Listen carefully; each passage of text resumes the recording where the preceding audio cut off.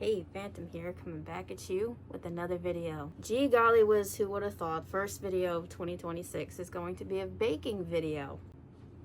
We did say we wanted to do more of those, right? So it's been a very cold and harsh start to the year where I live. Everybody's getting sick. So I came up with a theme of a dessert and a hot drink, where I pick a hot drink that I want to make, and then I pick a dessert that I think will pair nicely with the drink. And I thought that would be something fun to do with the weather not cooperating and being snowy and rainy and whatever. Spirit lifters, so to speak. You're stuck inside because of the nasty weather, no problem. I'd like to have just the thing you need. For our first warm drink dessert pairing, we have a gluten-free carrot cake paired with an eggnog hot chocolate. Now, silly me, didn't realize not everywhere is probably still selling eggnog. I hope that if anybody would like to make this recipe, that the grocery store near you is selling eggnog. If not, I am truly sorry. But I'm pretty sure that some places do, because I still found it in we were like second week into January. So I'm hoping that they do, because this was delicious. That's another thing with the gluten-free and sugar-free recipes. I would like to start experimenting with those a little bit more, since some people that watch me can't eat sugar, and there are people out there with gluten allergies. So I'd like to try to be more inclusive, but that's going to require a lot more research, because a lot of things I was looking up that are supposedly sugar-free are people that really don't know what they're talking about, because there is definitely sugar in a lot of things that they made. One recipe was like sugar-free, and I clicked on it. The first thing was like 1/3 of a cup of brown sugar melted down into a caramel. And I was like, well, that sounds delicious, but that is definitely not sugar-free. So I have to be very, very, very careful with that. And gluten-free as well, because I learned this time you have to be careful what you're buying from the store, that it's gluten-free certified. With anything, I'd say you have to just be careful buying your ingredients. We are using this brand of flour today for our cake.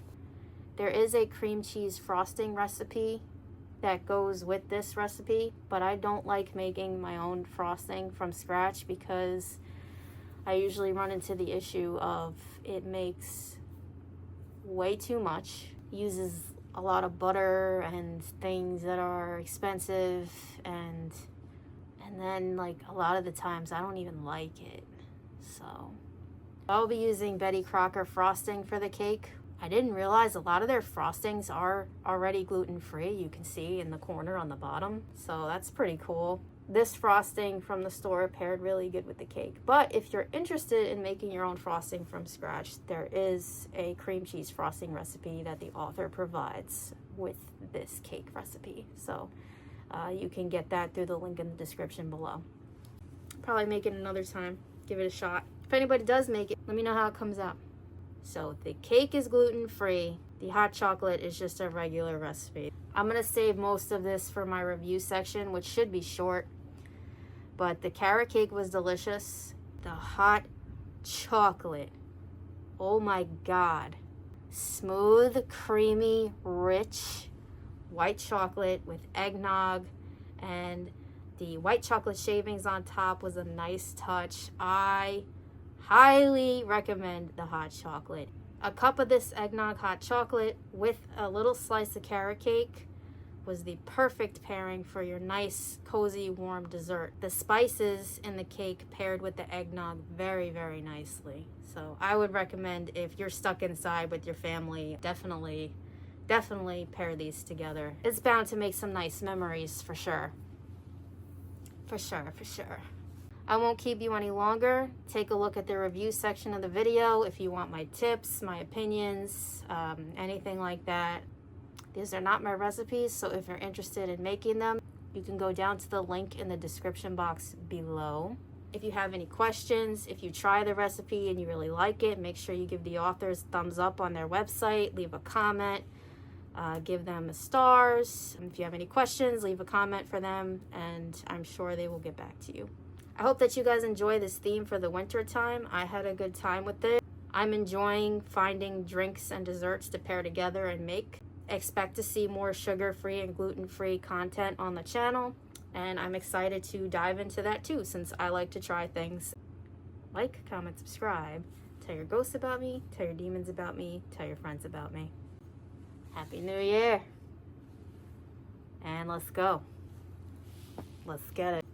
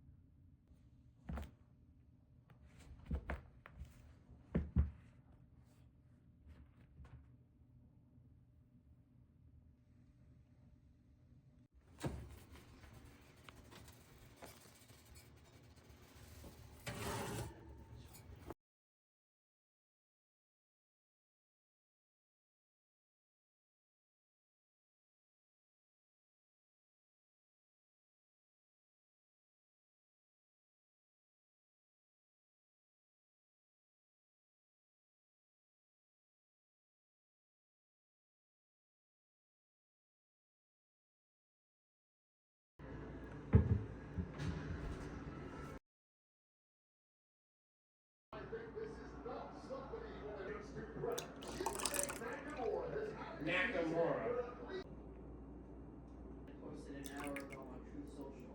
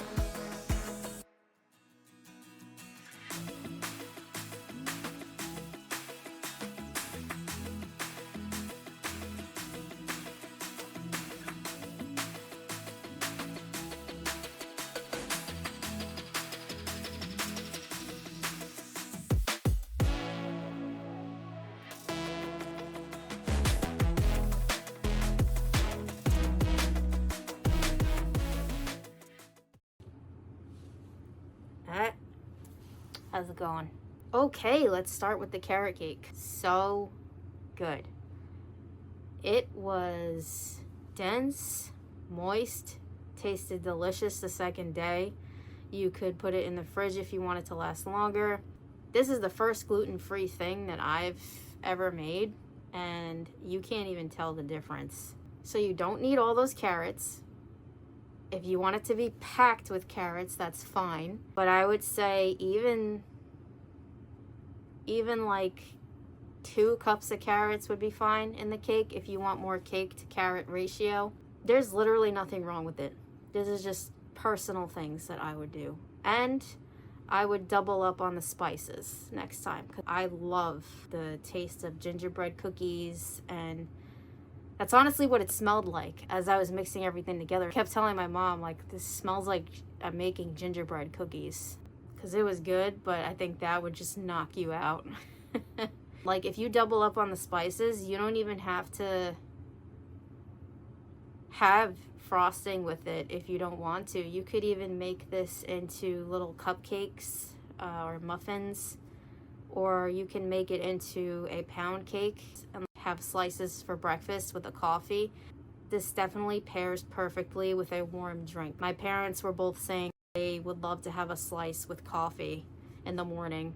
So this could be like kind of a breakfast cake too. I think I might leave it in the oven a little bit longer next time, just to firm up the texture a little bit more. But again, that's a personal thing. Silly me. I forgot to mention this on camera, but I really love the addition of applesauce to the cake. The recipe calls for unsweetened applesauce, which gave the cake a great texture and flavor that reminded me of fall.